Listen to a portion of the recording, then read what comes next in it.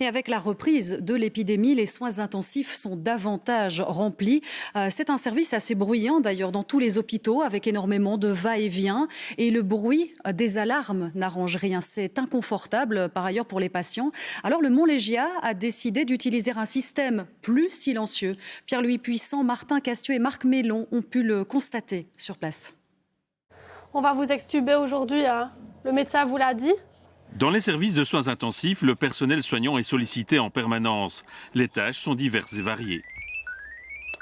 Elles exigent que les intervenants soient concentrés. Pour les aider à Liège, la direction du CHC a investi dans de petits appareils que les infirmiers ont en poche. Dès qu'une alarme se déclenche dans une chambre, ils sont prévenus. On peut avoir un problème de saturation, donc le taux d'oxygène dans le sang, un problème au niveau de la fréquence cardiaque, un problème au niveau du respirateur. Et donc l'appareil m'en informe et moi j'agis en fonction. C'est donc très utile, très efficace. C'est ça. On peut aussi avoir des seringues vides avec des médicaments qui sont vitaux. Il faut directement les changer. Et grâce à l'appareil, je suis informée. Je sais que je dois aller dans ma chambre le changer. Les infirmières peuvent intervenir plus rapidement dès qu'une alarme sonne. Auparavant, il fallait avoir les oreilles qui traînent partout et le son des alarmes était mis beaucoup plus fort. Ici, vous voyez que c'est super calme, on n'entend pas grand-chose.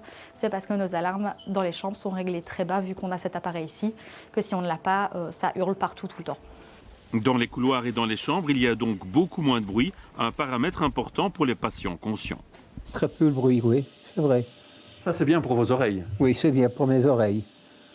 Ça veut dire que vous vous reposez davantage? Oui, c'est ça, exactement. Pour le patient, les bruits d'alarme sont anxiogènes, il fallait absolument les réduire.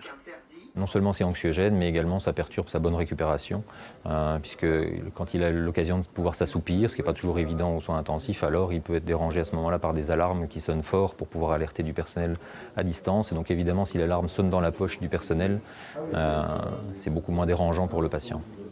Parallèlement et grâce à des écrans, c'est tout le système de surveillance des patients qui est amélioré. Donc, par exemple, le médicament est en train de se terminer. Si je jette un œil par hasard sur l'écran et que je vois il reste 5 minutes d'infusion, je sais que je dois aller dans la chambre parce que ça évitera qu'il y ait une rupture dans la thérapie. Et si je ne l'ai pas vu, l'alarme va se mettre à sonner dans ma poche et je vais pouvoir me rendre dans la chambre pour pouvoir régler le problème tout de suite. D'autres hôpitaux pourraient s'équiper de cette technologie qui favorise le confort du patient.